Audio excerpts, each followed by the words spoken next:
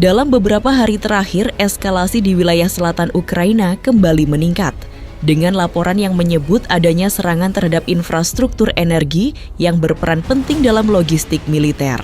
Salah satunya adalah fasilitas penyimpanan bahan bakar di area Zaporizhzhia yang disebut sebagai Depot Kantsevka telah menjadi target serangan. Fasilitas seperti ini biasanya memiliki peran krusial dalam mendukung operasi kendaraan lapis baja, pasokan logistik, dan pergerakan unit di garis depan. Yang jelas, konflik di wilayah ini terus menunjukkan pola serangan yang berfokus pada infrastruktur strategis, terutama yang berkaitan dengan energi dan logistik militer, yang pada akhirnya memperpanjang tekanan di kedua sisi garis pertempuran.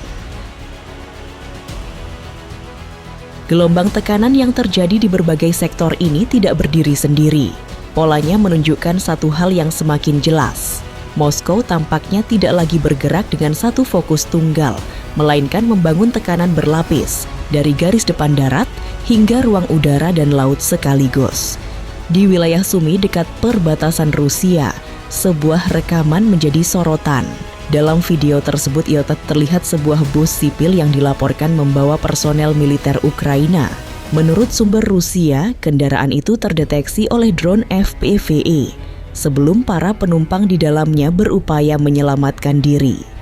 Peristiwa ini kembali menyoroti salah satu realitas paling rumit dalam perang modern, di mana batas antara kendaraan sipil dan kebutuhan militer seringkali menjadi semakin sulit dibedakan di lapangan. Sementara itu di Laut Hitam bentuk peperangan terus berubah dengan cepat.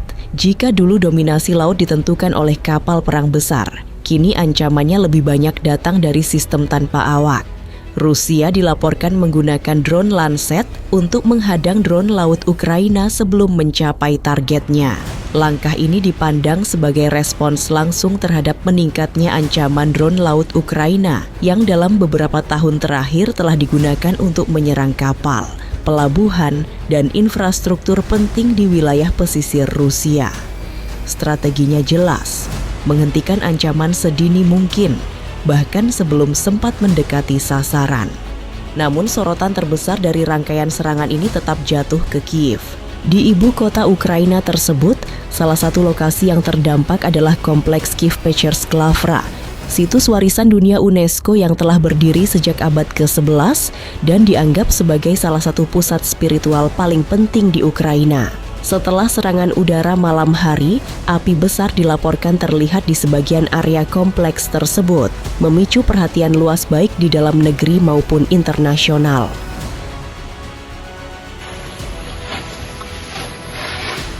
Pemerintah Ukraina menuduh Rusia sengaja menargetkan kawasan bersejarah itu.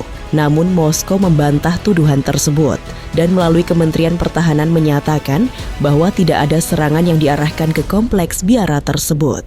Dalam versi Rusia, kerusakan justru disebut sebagai akibat jatuhnya rudal pertahanan udara Patriot Ukraina setelah proses intersepsi. Meski perbedaan narasi terus muncul di kedua sisi, skala serangan kali ini tetap sulit diabaikan. Dalam salah satu gelombang terbesar sejak perang dimulai, Rusia dilaporkan meluncurkan sekitar 70 rudal dan 611 drone ke berbagai wilayah Ukraina. Serangan tersebar dari Kiev, Kharkiv, Dnipro, hingga sejumlah kota lainnya, menciptakan tekanan udara simultan yang kembali menyebar luas di berbagai titik sekaligus. Perang ini sudah lama tidak lagi terbatas pada garis depan. Semakin lama Ukraina juga menunjukkan bahwa mereka masih mampu menjangkau jauh ke dalam wilayah Rusia. Bukan hanya untuk simbol, tetapi untuk sistem yang menopang perang itu sendiri. Yang menjadi sasaran bukan sekadar posisi militer di perbatasan, tapi infrastruktur yang lebih dalam, jalur logistik, fasilitas industri, sampai aset angkatan laut yang lokasinya bisa berada sangat jauh dari medan tempur utama.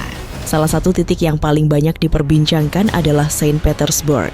Di kota ini, hanya beberapa jam sebelum Forum Ekonomi Internasional dimulai, sebuah terminal minyak dilaporkan terkena serangan. Momen itu langsung menarik perhatian, karena forum tersebut biasanya digunakan Rusia untuk menunjukkan stabilitas dan kekuatan ekonominya ke dunia internasional. Namun yang muncul justru citra yang berbeda. Asap dari fasilitas energi di tengah persiapan acara besar yang disorot global. Dari sana, pola serangan tidak berhenti di sektor energi. Laporan lain menyebutkan bahwa di area Kronstadt, sebuah korvet kelas Steregushchi bernama Boyki mengalami kerusakan saat berada di fasilitas perawatan. Dalam beberapa rekaman pasca insiden, terlihat upaya pemadaman api menggunakan peralatan bertekanan tinggi. Jika benar, ini menunjukkan bahwa Ukraina tidak hanya menekan ekonomi perang, tetapi juga mulai menyentuh aset militer yang sedang tidak berada di medan tempur. Yang lebih luas lagi, tekanan ini bahkan dilaporkan mencapai Laut Kaspia, wilayah yang selama ini hampir tidak tersentuh dalam narasi utama konflik. Di sana, sebuah korvet kelas Buyan disebut menjadi target drone FP2. Kapal jenis ini dikenal memiliki kemampuan membawa rudal jarak jauh, sehingga sering dianggap sebagai bagian penting dari kekuatan serangan Rusia. Meski detail kerusakannya masih belum jelas dan diperdebatkan. Fakta bahwa serangan mencapai wilayah ini menunjukkan satu hal, jangkauan konflik sudah melebar jauh dari zona perang konvensional. Pada saat yang hampir bersamaan, Cheboksary juga masuk dalam daftar lokasi yang terdampak. Kota ini memiliki fasilitas industri yang dikaitkan dengan produksi komponen militer, termasuk sistem drone dan elemen rudal. Beberapa laporan menyebut penggunaan rudal jelajah FP5 Flamingo dalam operasi tersebut. Target seperti ini memperlihatkan pola yang lebih sistematis, bukan hanya menyerang hasil akhir di medan perang, tetapi juga mencoba mengganggu proses produksi yang menopangnya. Namun di tengah perluasan jangkauan ini, muncul juga insiden yang paling sensitif. Di Yenakievo, wilayah Donbas yang berada di bawah kendali Rusia, sebuah bus rute Moskow sampai Simferopol dilaporkan terkena serangan drone. Moskow menyebutnya sebagai serangan yang disengaja terhadap kendaraan sipil, dengan korban jiwa dilaporkan mencapai sedikitnya 7 orang, serta belasan lainnya terluka. Komite Investigasi Rusia kemudian membuka penyelidikan dengan tuduhan tindakan terorisme, dan di titik inilah gambaran perang jarak jauh menjadi paling kompleks. Karena semakin luas jangkauannya, semakin kabur pula batas antara target militer, infrastruktur strategis, dan ruang sipil yang dalam banyak kasus justru menjadi pihak pertama yang merasakan dampaknya.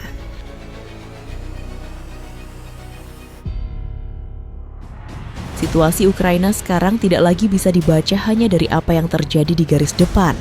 Tekanan dari Rusia memang terus meningkat di medan tempur, tetapi di saat yang sama, tantangan dari dalam negeri juga mulai ikut memperberat posisi Kiev.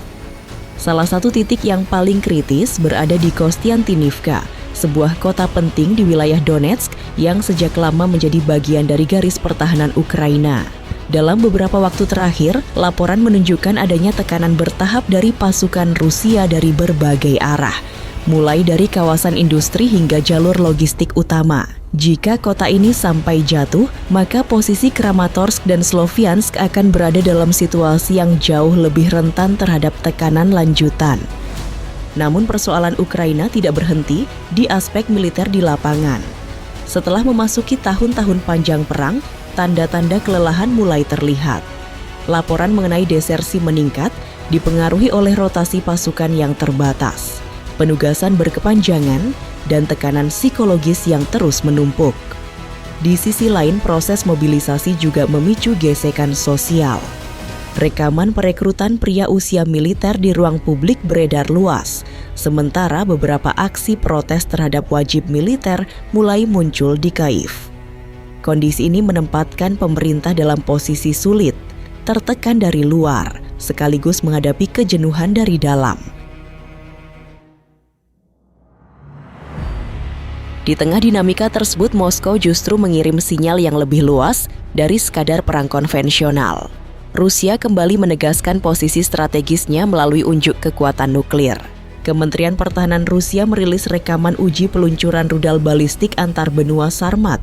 Sistem yang disebut mampu membawa beberapa hulu ledak dan dirancang untuk menembus pertahanan rudal modern. Dalam pernyataan resminya, Rusia juga menyebut bahwa sistem ini akan mulai beroperasi penuh sebelum akhir 2026. Tidak lama setelah itu Rusia dan Belarus menggelar latihan militer gabungan berskala besar yang melibatkan unsur nuklir. Latihan ini melibatkan puluhan ribu personel, ratusan peluncur rudal, serta elemen laut dan udara, termasuk kapal perang, kapal selam strategis, dan pesawat tempur. Dari sisi pesan, maknanya tidak disamarkan. Konflik Ukraina kini ditempatkan Moskow dalam konteks tekanan strategis yang lebih luas terhadap NATO dan Barat. Ketegangan ini bahkan merembet ke Laut Hitam ketika sebuah pesawat pengintai Angkatan Udara Inggris dilaporkan dicegat oleh jet tempur Rusia. Insiden seperti ini menyoroti betapa tipisnya jarak antara operasi militer rutin dan potensi eskalasi diplomatik yang lebih besar. Namun di sisi lain, negara-negara Barat juga tidak menunjukkan tanda penurunan dukungan. Dalam KTT G7 di Prancis, Presiden Volodymyr Zelensky mengumumkan paket tambahan bantuan yang mencakup sistem pertahanan udara, dukungan energi, serta sanksi baru terhadap Rusia. Dengan demikian, di tengah meningkatnya tekanan militer dan eskalasi simbolik dari Moskow, dukungan terhadap Ukraina justru terus diarahkan untuk bertahan ke fase konflik berikutnya.